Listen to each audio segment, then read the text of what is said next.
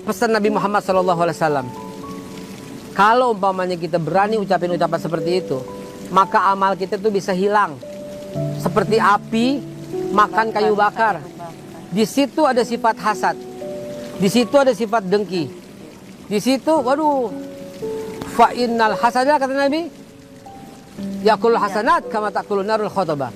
Sifat yang seperti itu memakan kebaikan sebagaimana api memakan kayu bakar. Nggak ada sisanya kebaikan kita kalau kita masih begitu-begitu aja. Sementara kita bisa jadi terjebak dalam kesombongan yang justru lebih berat dosanya. Lantas, siapa yang lebih berat dosanya? Orang yang banyak berbuat salah atau orang yang merasa lebih baik dari orang lain? Assalamualaikum warahmatullahi wabarakatuh. Waalaikumsalam warahmatullahi wabarakatuh. Alhamdulillahirrahmanirrahim. Allahumma sholli ala sayyidina Muhammad wa ala ali sayyidina Muhammad. Sobat iNews TV yang saya hormati dan ibu-ibu sekalian yang di studio, gini Bu, kalau kita ini selalu nengok ke belakang terus, lagi naik mobil, lihatnya spion mulu, kira-kira selamat nggak jalannya? Enggak. Iya kan? Itu yang pertama. Yang kedua, kalau umpamanya kita mulai ngebandingin, kita nggak bakal pernah bisa bersyukur. Aduh, macet nih, panas nih. Coba mobil gue ada AC-nya, nggak bersyukur tuh, iya kan? Coba kalau naik motor, aduh, coba gue punya mobil, nggak bersyukur tuh. Akhirnya, padahal dia udah punya motor gitu kan. Jadi gimana maksudnya, Sobat iNews dan ibu-ibu sekalian yang saya hormati? Begini, untuk menyikapi segala keadaan ini, jadikan masa lalu itu kaca spion, sekali-sekali dilihat dan tataplah ke depan. Istilahnya orang sekarang nggak move on loh, bener nggak? Iya. Yang lihat dulu dan kemudian banding-bandingin. Aduh, yang kayak begini ini suka banding, apalagi yang dibandingin dosanya lagi. Alah, dia sekarang baik. Gue tahu dulunya. Diceritakan Umar bin Khattab zaman dulu kayak apa coba? Ya kan? Tapi kemudian setelah mendapatkan hidayah dari Allah kayak apa coba? Apakah mesti terus bawa-bawa? Dia kan dulu tukang dosa, dulu kan dia tukang berantem. Udah cukup, hentikan itu semua. Yang dulu, rekam jejaknya ini. Loh, itu belum dapat hidayah, bilang gitu. Itu belum paham, bilang gitu. Sekarang udah paham. Cukuplah, jangan suka umbar keburukan seperti itu. Bu, coba ibu buka deh. Dalam surat An-Najm ayat yang ke-32 Allah bilang apa coba? A'udzu billahi minasyaitonir rajim. Bismillahirrahmanirrahim. Fala tuzakku anfusakum huwa a'lamu bimanittaqa. Shadaqallahul azim. Jangan merasa diri paling suci. Jangan merasa diri paling hebat, paling top, paling bersih, paling oke. Jangan. Lanya di situ la nahi, artinya haram. Iya. Allah yang paling tahu siapa yang paling takwa. Allah yang paling tahu siapa yang paling benar. Siapa yang bisa jamin kita ini bisa begini terus? Besok kita nggak tahu apa yang terjadi. Jadi gimana dong? Berhenti, stop. Stop, bukan stop. Kalau stop tape ya. Bulan puasa ngomongin tape lagi. Berhenti, stop, hentikan itu semua. Jangan banding-bandingin lagi. Kenapa? Yang dulu ya dulu. Sama suami juga. Misalnya masih bandingin juga gimana tuh? Kan saya bukan yang pertama. Akibat nggak bakal tumbuh rasa cinta. Begitu ya. Oke? Paham ibu-ibu?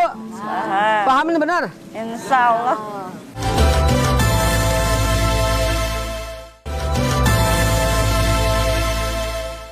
Kalau paham, barangkali masih ada yang ganjel, boleh nanya. Siapa yang mau nanya? Iya. Assalamualaikum warahmatullahi wabarakatuh. Waalaikumsalam warahmatullahi wabarakatuh. Perkenalkan, nama saya Dewi Bunga. Saya ingin bertanya Pak Ustadz. Saya dari dulu tidak pernah menjalankan ibadah puasa. Dan tahun ini saya niat menjalankan ibadah puasa. Tapi teman saya selalu mengejek bersama teman-temannya. Mereka bilang kalau saya tidak akan bisa menjalankan ibadah puasa. Tapi saya berusaha untuk konsisten dengan prinsip saya untuk menjalankan ibadah puasa tersebut. Tapi karena kebanyakan ejekan-ejekan dari teman-teman saya, akhirnya saya tergoda juga. Dan dari itu makanya saya batal beberapa puasa saya. Yang jadi pertanyaan saya, apakah saya yang berdosa atau teman-teman saya, Pak Ustadz? Terima kasih. Wabillahi taufiq wal hidayah. Wassalamualaikum warahmatullahi wabarakatuh. Sobat Ainus TV, pertanyaan Ibu tadi menggelitik ya. Kadang-kadang kita udah mau tobat, dia ustazah gitu ya. Iya. Dia ustadz gitu ya. Orang-orang kayak gini nih nggak bisa move on. Iya kan? Dia udah tobat. Orang-orang kayak gini nih adalah apa ya? Udahlah, kan kita nggak boleh menilai orang. Kita kembalikan lagi ya. Begini, jalan keluarnya begini. Bismillahirrahmanirrahim. Pesan Nabi Muhammad SAW. Kalau umpamanya kita berani ucapin ucapan seperti itu, maka amal kita tuh bisa hilang. Seperti api makan kayu bakar. Di situ ada sifat hasad. Di situ ada sifat dengki. Di situ, waduh, fa innal hasada kata Nabi, yakul hasanat kama takulun narul khotobah. Sifat yang seperti itu memakan kebaikan sebagaimana api memakan kayu bakar. Nggak ada sisanya kebaikan kita kalau kita masih begitu-begitu aja. Jadi gimana? Biarin orang mau tobat, orang mau baik, nggak usah di ngomongin.